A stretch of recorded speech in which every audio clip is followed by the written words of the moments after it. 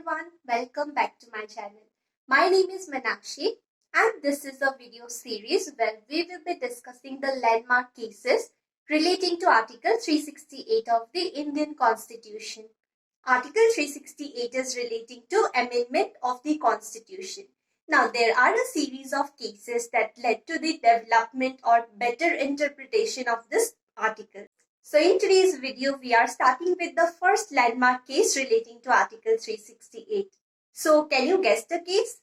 Yes, it is Sri Sankari Prasad Singh versus Union of India. It's a case of the year 1951. This case was decided by a 5 judges constitutional bench of the Supreme Court of India. Now there are basically 3 different types of benches of the Supreme Court of India. What are these 3 different benches? First is single bench, where one single judge sitting in the chamber will decide the matter. So matters like application for separate trials for causes of action, rejection of plaint, application for better statement of claim or defense, application for particulars, and many other matters like this may be decided by a single bench of the Supreme Court of India. Secondly, we have division bench, where not less than 2 members nominated by the Chief Justice of India will decide the matter.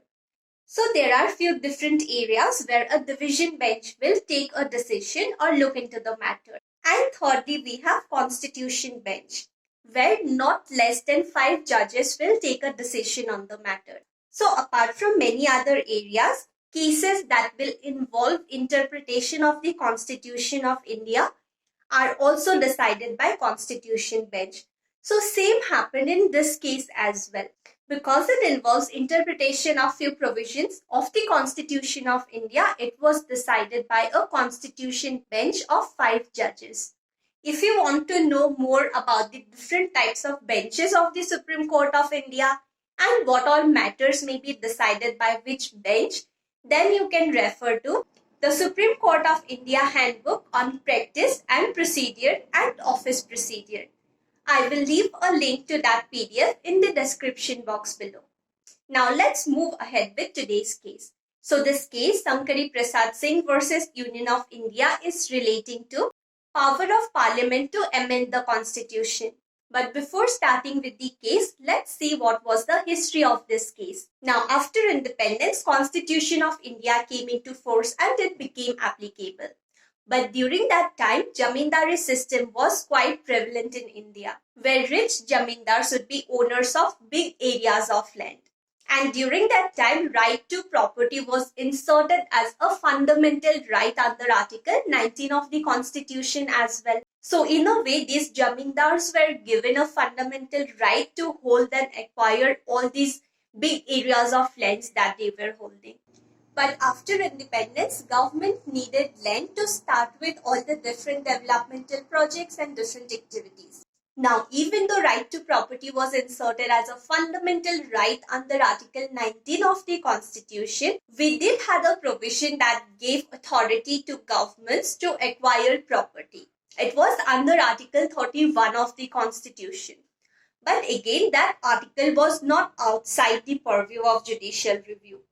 As in, if the state government passes a legislation also to acquire property from people, that legislation can be challenged in the court of law on the ground that it is violating the provisions of Part 3 of the Constitution of India.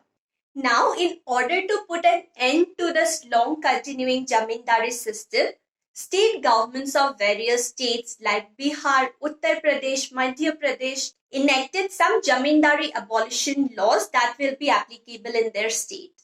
But because right to property was inserted as a fundamental right, all these Jamindars who were affected by these legislations, they approached the court to challenge the validity of these legislations. So what was their main argument? They basically argued that these legislations are taking away a fundamental right, that is right to property, which is guaranteed under Part 3 of the Constitution of India.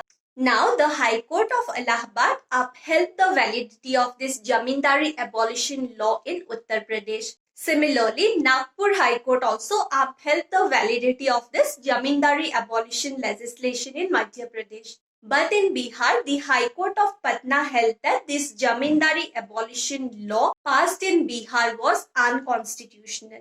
Now, it was a time when appeals from these decisions were still pending, and the constitutional validity of these Jamindari abolition laws was still to be decided finally. But during this time, the Constitution First Amendment Act was passed by the Union government to put an end to these litigations challenging the constitutional validity of the Jamindari abolition laws. But what was this first constitutional amendment all about? It inserted Articles 31A and 31B in the Constitution to validate the Jamindari abolition laws. This amendment also inserted 9th schedule to the Constitution of India with a list of 13 different acts or regulations. Under Article 31A, all the Jamindari laws were brought outside the purview of judicial review, and the state was allowed to pass laws for acquisition of land which will not be considered as void even if it is violating the fundamental rights guaranteed under Article 14 or Article 19. Article 31 Clause B mentions that the laws or regulations inserted under 9th schedule of the Constitution of India cannot be declared as void even if it is violating any provision of Part 3 of the Constitution of India. So basically, by the first Constitutional Amendment Act, government ensured that even if state governments are passing some Jamindari abolition laws, people cannot go to the court and challenge the validity of those legislations or those regulations. So this present case of Sankari Prasad Singh versus Union of India was filed under Article 32 of the Constitution of India as a reaction to all the changes that were brought about by the first Constitutional Amendment Act. So now, as we are clear with the facts of this case, let's see what was held in this case. In this case, it was held that the power of Parliament under Article 368 of the Constitution of India also includes power to amend Part 3 of the Constitution, fundamental rights that are guaranteed to people. The validity of all these different land reform laws were also upheld by the court. Also, Articles 31A and 31B were held not invalid. Now, if you read Article 13 Clause 2 of the Constitution of India, it prohibits state from making any laws that may take away or abridge the rights that are guaranteed under Part 3 of the Constitution of India. But in the case of Sankari Prasad Singh versus Union of India, court also made it clear that the term law under Article 13 Clause 2 will include only ordinary laws, but it will not include any constitutional amendment made by the Parliament. So basically, court said that whatever Jamindari abolition laws were passed, those are outside the purview of judicial review because they are inserted under 9th schedule to the Constitution of India. And also, courts do not have the power to check constitutional validity of first Constitutional Amendment Act. Why? Because it was not an ordinary legislation. It's a constitutional amendment, and the power of judicial review would not extend to the amendments made in the Constitution of India. So in this case, it was basically held that the amending powers given to the Parliament under Article 368 are not limited.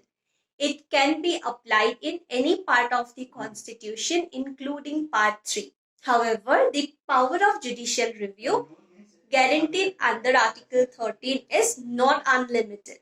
It can be applied only on normal legislations, but it cannot be applied in constitutional amendments. So this was all about the landmark case of Sankari Prasad versus Union of India. I hope this case is clear to you. In the next video, we will be discussing the Sajjan Singh case in detail. You can check out all these videos relating to Article 368 of the Indian Constitution by clicking on this playlist. And to see other videos relating to Indian Contract Act, you can click on this playlist. To see more videos relating to other topics of law, you can consider subscribing to this channel. Until we meet next time, bye-bye.